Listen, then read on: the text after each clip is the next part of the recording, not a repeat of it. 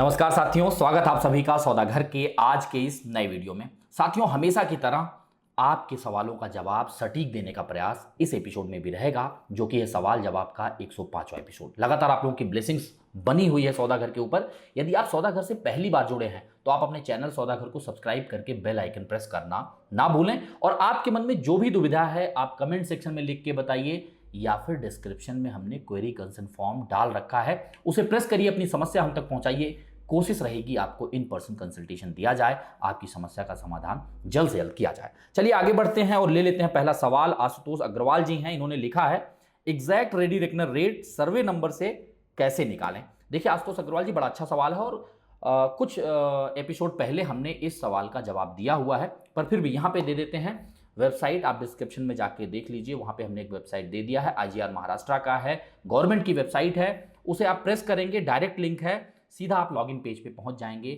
वहां पे आपको अपना मोबाइल नंबर डालना है, वेरिफिकेशन कोड डालना है, आप प्रेस करेंगे, आपको OTP आएगा, OTP डालिए, आगे बढ़ेंगे और सिंपल प्रोसेस आप आगे जो है उसे फॉलो कर सकते हैं। जो रूरल एरियाज़ हैं, जो अर्बन एरियाज़ हैं, आप किस एरिया का चेक करना चाहते हैं, लैंड का चेक करना चाहते हैं या कॉमर्शियल का, या फिर जो है इंडस्ट्रियल एरिया या उसके लैंड पार्सल का, तो वहाँ पे बराबर सेक्शन दिए गए हैं। आप प्रेस करते हुए आगे बढ़ जाइए, जिसका भी आप देखना चाहते हैं। फाइनल पेज पे जब आप पहुंचेंगे तो वहाँ पे आप डिस्ट्रिक्ट सेलेक्ट कर लीजिए, महाराष्ट्र के जिस भी डिस्ट्रिक्ट का आप देखना चाहते हैं। उसके बाद आप तालुका को जो है, जैसे अभी जहाँ पे पुणे का जो सिटी का एरिया है, मैक्सिमम हवेली तालुका के अंतर्गत आता है, तो वो तालुका आप जो है वहाँ पे क्लिक कर लीजिए। उसके बाद पर्टिकुलर जो है विलेज का नाम डालिए और सर्वे नंबर डालिए, आपके सामने एग्जैक्ट फिगर आ जाएगा। वहाँ पे सारी चीज़ें आपको नीचे मेंशन मिलेंगी। फिर भी कोई समस्या रहेगी तो आप कमेंट में लिख के बता दीजिएगा। फिर भी आपके सवाल का जवाब हो गया है, और जो लोग भी, क्योंकि आपके माध्यम से बाकी और लोगों को भी जानकारियाँ मिलेंगी, तो वो भी कृपया करके आप डिस्क्रिप्शन में जाइए, लिंक प्रेस करिए और जो हमने आपको प्रोसेस बताया उसे फॉलो कर लीजिए। आगे चलते हैं। प्रशांत मगर जी हैं, इन्होंने लिखा है what is circle rate and market rate, why circle rate is lower than agreement rate, why it vary builder to builder. देखिए प्रशांत मगर जी, होता क्या है, सर्कल रेट यानी कि रेडी रेकनर रेट, और उसे आप कैसे चेक कर सकते हैं पहले हमने आपको अभी बता ही दिया है। तो अब देखें क्या होता है, मार्केट का रेट हमेशा हायर होता है, यानी जो सेल किया जा रहा है उसकी प्राइस थोड़ा हायर ही रहती है कंपेयर टू रेडी रेकनर या फिर जो आपका सर्कल रेट होता है। ऐसा क्यों? क्योंकि जो सर्कल रेट है उसे बाद में अपडेट किया जाता है। ऐसे बहुत से लोकेशन है जहां पे लगातार प्रॉपर्टी के कॉस्ट बढ़ रहे हैं। उसकी जानकारी कैसे मिलेगी? जब आप रजिस्ट्रेशन करने जाते हैं रजिस्ट्रार ऑफिस में, तो वहां का डेटा जो है गवर्नमेंट को दिखता है कि भाई ये किस तरीके से रेट, मान लीजिए किसी सर्वे नंबर में, किसी पर्टिकुलर विलेज में, किसी पर्टिकुलर लोकेशन में पहले जो है रेट कुछ हुआ करता था, अब इस साल में मैक्सिमम जो एग्रीमेंट हो रहे हैं वो ज़्यादा के रेट में हो रहे हैं, यानी कि यहाँ पे रेट बढ़ रहा है। उसके लिए फैक्टर्स मल्टीपल हो सकते हैं जो कि हम लोग आपके सामने लाते हैं, पर वो रेट जो बढ़ रहे हैं उसके बाद ईयर एंड में, जैसे ईयर एंड होगा तो गवर्नमेंट को ये लगता है यार अब यहाँ पे तो इसके नीचे एग्रीमेंट हो ही नहीं रहा है, तो क्यों ना सर्कल रेट को आप यहाँ पे अपडेट कर दिया जाए। तो किस रेट पे लगातार पिछले साल जो है प्रॉपर्टी बिकी हुई है, उसी को एक मानक मान के फिर जो है रेडी रेकनर को सर्कल रेट को अपडेट कर दिया जाता है। इसे लगातार अपडेट करने के पीछे मकसद यह भी होता है कि जो गैप है, यानी कि जो सेलिंग प्राइस और रेडी रेकनर सर्कल रेट के बीच का गैप है, वहां पे कैश कंपोनेंट के स्कोप बढ़ जाते हैं। मान लीजिए कोई प्रॉपर्टी आप खरीद रहे हैं जिसको बिल्डर या फिर कोई रीसेल वाला बंदा आपको 80 लाख रुपए में बेच रहा है, लेकिन वहां का सर्कल रेट जो है उस प्रॉपर्टी के लिए 60 लाख रुपए, यानी कि 20 लाख का गैप है। तो आप 60 लाख पे भी स्टैंप ड्यूटी भर के एग्रीमेंट कर सकते हैं, लेकिन 20 लाख रुपए उस केस में क्या होगा, ब्लैक देना होगा, कलर ऑफ मनी चेंज करना होगा, कैश में सेलर लेगा आपसे, और उस चीज को 20 लाख को पेपर पे नहीं दिखाएगा। उससे क्या करेगा, वो स्टैम्प बचा रहा है, यानी गवर्नमेंट का एक तरीके से लॉस हो रहा है और कैश कंपोनेंट का फ्लो बढ़ रहा है। इस कैश कंपोनेंट के फ्लो को मार्केट से रोकने के लिए हमेशा सर्कल रेट को हर साल जो है, अगर उस लोकेशन में रेट बढ़ रहे हैं तो उसे भी प्रोपोर्शनेटली बढ़ा दिया जाता है। ऐसा कई बार देखने में आया है कि कई बार जब एक बार आपका हायर रेट जो है, यानी जहां पे रेट सैचुरेट हो रहे हैं वहां तक रीच कर गया और अब प्राइसेस वहां पे मार्केट रेट के नीचे बिकने लगी हैं, मान लीजिए वहां पे प्रॉपर्टी पुरानी बिक रही है, रीसेल में ही है, नया डेवलपमेंट नहीं आ रहा है, तो गवर्नमेंट कई बार रेडी रेकनर को रिवाइज करके नीचे भी करता है। जैसे बॉम्बे के कई लोकेशन में लास्ट ईयर ऐसा किया गया, इस साल भी कई लोकेशंस में ऐसा किया गया। रेट तो हर जगह बढ़ने के बारे में आपने सुना होगा, पर घटाया भी जाता है, जिससे कि अननेसेसरी लोग ऊपर स्टैम्प ड्यूटी क्यों भरें। क्योंकि मान लीजिए वहां का सर्कल रेट, जैसे भी मैंने पहले एग्जांपल दिया, मान लीजिए बिक रहा है 80 लाख में और वहां का सर्कल रेट है 90 लाख का, तो लोगों को स्टैम्प ड्यूटी किस पे भरना पड़ रहा है, 90 लाख पे, लेकिन वो खरीद रहे हैं 80 लाख, तो 10 लाख पे वो एक्स्ट्रा 7% बढ़ रहा है, पे कर रहे हैं, तो क्या ही फायदा, 70,000 रुपये जेब से ज़्यादा चला गया। तो उस चीज ये जो गैप होता है चाहे वो ज़्यादा हो या कम हो, इसको जो है एक तरीके से समन्वय लाने के लिए गवर्नमेंट हर साल इसे रिवाइज करती रहती है और यही कारण है कि आपको डिफरेंस दिखते हैं। कई बार जो है आपको एग्रीमेंट जो कॉस्ट है वो भी आपको हायर दिखता है, उसके पीछे सारा लॉजिक यही है जो हमने आपको बताया। चलिए आगे चलते हैं। सूरज जोशी जी हैं, इन्होंने लिखा है, sir how is Kasturi Balmoral river side project at Balewadi, is there any issue with river from project approvals and also flooding issue in that area. देखिए सूरज जोशी जी, बड़ा अच्छा सवाल है आपका और हमने पिछले वीडियोस में 2-3 बार हमने आप लोगों को एक्सप्लेन किया है about blue line and red line of the reverse. अब उसके बारे में अगर आपको डिटेल में समझना है तो आई बटन पे प्रेस कर लीजिए और प्रेस करके उसकी जानकारी ले लीजिए। उसमें मोटे तौर पे आपको बताएं तो 25 साल में जो मैक्सिमम वाटर लेवल गया है from the centre of the river, उसे जो है ब्लू लाइन के रूप में, एक अज्ञात लाइन है यानी कि इमेजिनरी लाइन है, स्यूडो लाइन है, ये कोई एग्जिस्ट नहीं करती है, कहीं पे इसकी मार्किंग या कोई पोल नहीं लगाया जाता है, पर इनके रिकॉर्ड्स में अपडेट कर लिए जाते हैं गवर्नमेंट के। तो सेंट्रल लाइन से 25 साल में सबसे मैक्सिमम लेवल रिवर का कहा गया वो ब्लू लाइन है और 100 साल में सबसे मैक्सिमम लाइन जो सबसे ज़्यादा फ्लड कहाँ तक गया है नदी से, उसे वो रेड लाइन बना देते हैं। उसके बाहर ही जो है कोई कंस्ट्रक्शन का काम हो सकता है। उसके अंदर किस किस तरह के कंस्ट्रक्शन किए जा सकते हैं ब्लू लाइन के अंदर, रेड लाइन के अंदर, उसके बारे में भी हमने जानकारी दी है और जो हमने आई बटन आपको दिखाया वहां पे आप देख के इसकी जानकारी ले सकते हैं। जहां तक रही इस प्रोजेक्ट की बात, 10 एकड़ के ऊपर का पूरा प्रोजेक्ट साइज है। लिटिगेशन कुछ भी अभी तो नहीं दिख रहा है और इसमें मल्टीपल टावर्स आएंगे, टावर वाइज जो है यहाँ पे महारेरा लिया जा रहा है।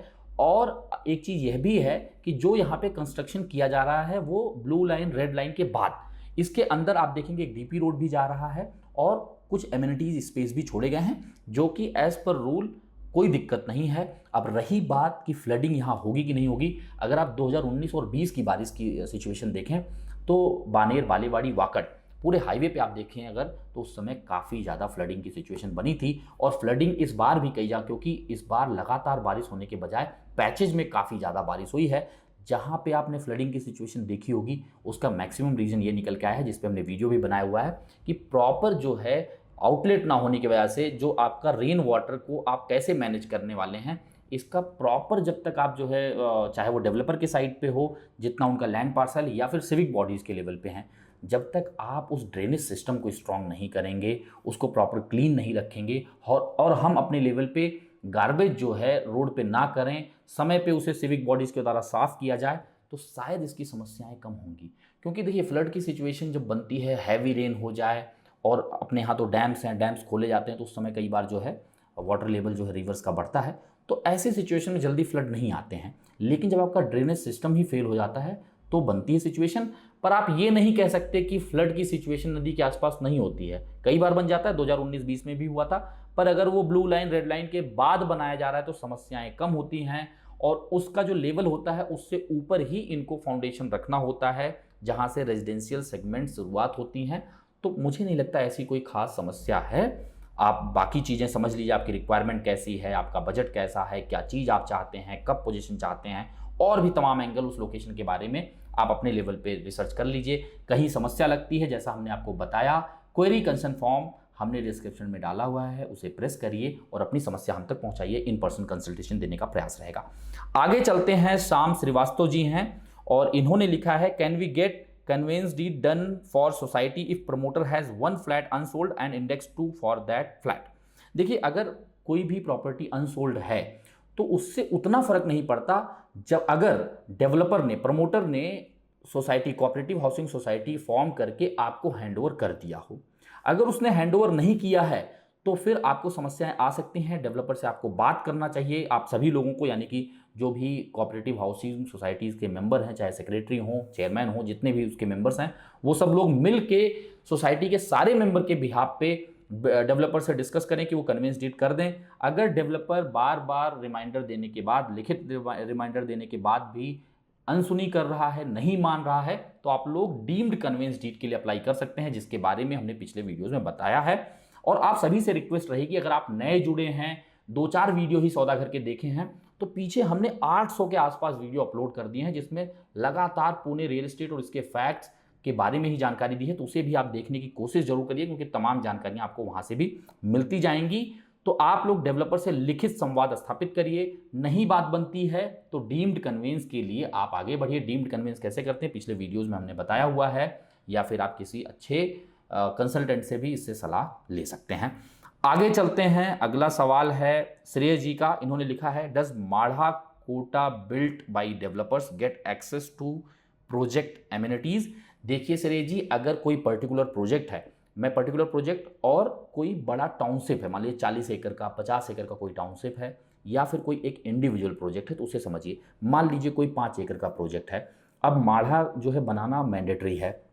अब मैंडेटरी है माढ़ा के अंतर्गत जो है आपको अफोर्डेबल हाउसिंग, तो अगर उस प्रोजेक्ट के अंदर बनाया जा रहा है माढ़ा, तो बिल्कुल उनको राइट है कि वो एमिनिटीज यूज कर सकते हैं। लेकिन बड़ा टाउनशिप है तो ऐसा भी हो सकता है कि किसी उसमें एक सेगमेंट जो डेवलपर अपना बना रहा है उसके अगेंस्ट माढ़ा वो किसी उसी पूरे 40-50 एकड़ का जितना बड़ा टाउनशिप है उसमें किसी एक पार्ट में उसका माढ़ा बना के दे दे।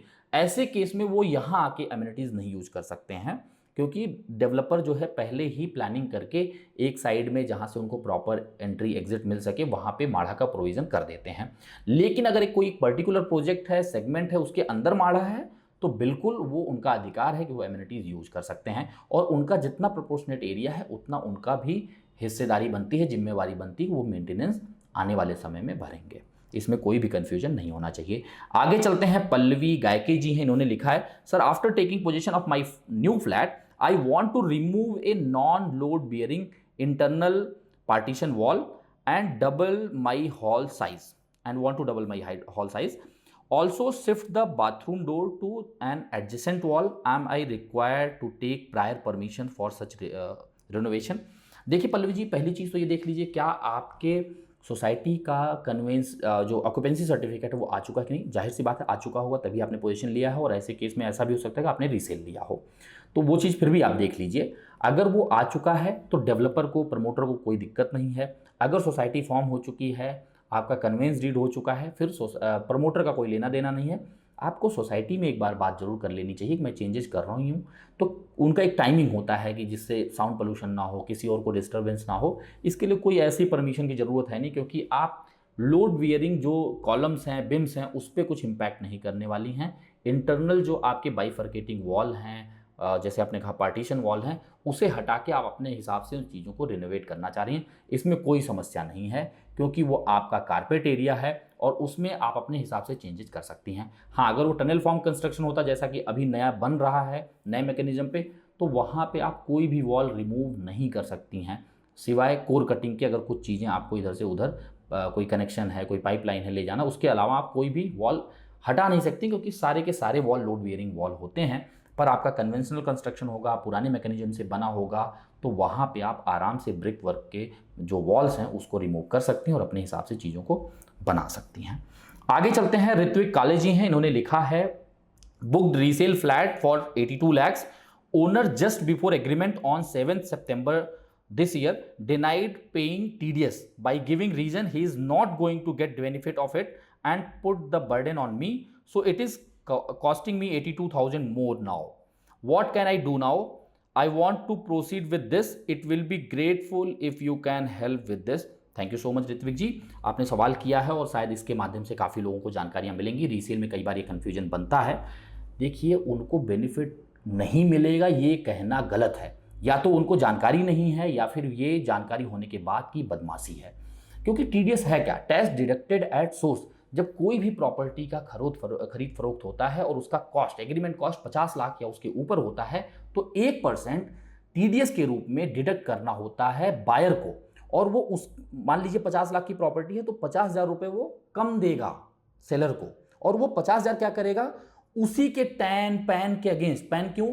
कोई इंडिविजुअल सेलर होगा तो पैन, अगर मान लीजिए आप किसी बिल्डर से खरीद रहे हैं तो उसका 10 नंबर हो, उसके अगेंस्ट आपको जो है ये टीडीएस जमा करा देना होगा। अब होगा क्या, उसके इनकम टैक्स जब वो रिटर्न भरने जाएगा तो उसको रिफ्लेक्ट होगा, इतने क्रेडिट्स हैं आपके, इतने टीडीएस आपके कटे हुए हैं, जो कि मल्टीपल सोर्स से कट के उसके पास आएंगे, और उसका टैक्सेशन ज़्यादा बन रहा है। मान लीजिए 40 लाख का उसका टैक्सेशन बन रहा है, ऑलरेडी उसके पास टीडीएस के जरिए और अलग अलग माध्यमों से उसके पास क्रेडिट अवेलेबल हैं 10 लाख रुपए की, तो उसको 30 लाख का ही जो है इंटरेस्ट पे करना, इनकम टैक्स रिटर्न भरना है। इसी तरीके से अगर इंडिविजुअल आपको बेच रहे हैं तो उनके पैन के अगेंस्ट जब आप टीडीएस जमा कर देंगे तो अगर उनको उतना टैक्स नहीं देना होगा तो उसका वो रिफंड ले लेंगे इनकम टैक्स से, आयकर विभाग से। अगर उनको रिटर्न भरना होगा तो जितना उनको भरना उसमें से ये चीज़ माइनस हो जाएगी। बड़ी सिंपल सी चीज़ है। फिर इसमें ये कहना मुझे बेनिफिट नहीं मिलेगा, उनके हाथ में थोड़ी है कि बेनिफिट वो हटा देंगे और या फिर बेनिफिट ले लेंगे, वो तो प्रोसीजर है। तो ये 82 लाख में अगर बात हुई है तो 82 लाख रुपए उनके पास पहुंच ही रहे हैं। बस फर्क इतना आ रहा है कि 82,000 जो है इनकम टैक्स के रास्ते से पहुंच रहे हैं और बचा हुआ पैसा आप उनको डायरेक्ट पे कर रहे हैं और कुछ हिस्सा आप लोन से दे रहे होंगे, तो उसमें कोई समस्या नहीं होनी चाहिए। भाई यही तो बात हुई, मान लीजिए आपने कोई चीज़ खरीदा और आपको 10 लाख रुपए का सोना दे दिया गया, बाकी आपको पैसा दे दिया गया, तो आपको क्या दिक्कत है? आपको तो सेम वैल्यू मिल गई ना। उसी तरीके से यहाँ पे हो रहा है। 1% जो है आपका टीडीएस जो है घूम के आयकर विभाग के जरिए आपके पास क्रेडिट आ रहा है, बाकी पैसा जो है आपको बायर दे रहा है। तो उनको समझाइए, अगर कुछ लगे तो किसी अच्छे लॉयर से उनकी बात करा दीजिए, किसी सीए से बात करा दीजिए, उनको समझ में आ जाएगा और फिर शायद ये समस्या नहीं रह जाएगी। बाकी ये मैंने इसलिए थोड़ा सा एलेबोरेट किया जिससे जिनके मन में भी ऐसी दुविधा हो, आप लोग रीसेल खरीदने जा रहे हो या फिर सोच रहे हो, तो ऐसा कन्फ्यूजन नहीं होना चाहिए। बात करिए, उन्हें किसी जानकार से भी जो है कनेक्ट करा दीजिए, जिससे कि उनको ये मन में कन्फ्यूजन नहीं होना चाहिए कि नहीं उसके मुझे बेनिफिट नहीं मिलेगा। कोई और रीज़न है तो फिर वो अलग तरीके से आप लोग बात कर सकते हैं। आगे चलते हैं। और शायद इन्होंने अपने चैनल के नाम से क्रिएटर्स ऐसा कुछ करके है इनके चैनल का नाम, उससे इन्होंने ये क्वेश्चन पूछा है। आप सभी से लगातार ये रिक्वेस्ट करते हैं आप अपना नाम लिखें, जिससे हमें लेने में भी अच्छा लगे और आपको सुन के भी अच्छा लगे। Hello sir, good work. I am planning to buy a flat from the landlord share and possession date is September 2023, but the builder people are not entertaining much. Is there any possibility that after possession the builder will differentiate? Is it okay to purchase a unit from the landlord share? देखिए, इसको मैं detail में बता देता हूँ। बड़ा अच्छा सवाल है आपका कि कई बार जब लोग खरीदने जाते हैं तो ऐसा सिचुएशन बन जाता है कई प्रोजेक्ट्स पे। किस तरह के प्रोजेक्ट पे सिचुएशंस बनती हैं वो आप लोगों के सामने पहले रख देता हूं। ऐसे प्रोजेक्ट जो ज्वाइंट वेंचर में बनाए जाते हैं, यानी कि दो पार्टीज आपस में मिलकर बनाती है, जिसमें एक पार्टी का लैंड होता है, दूसरी पार्टी कंस्ट्रक्शन की जिम्मेदारी ले लेती है, सेलिंग की जिम्मेदारी ले लेती है, और दोनों लोग कोलैबोरेट होकर किसी भी यूनिट को बेचते हैं।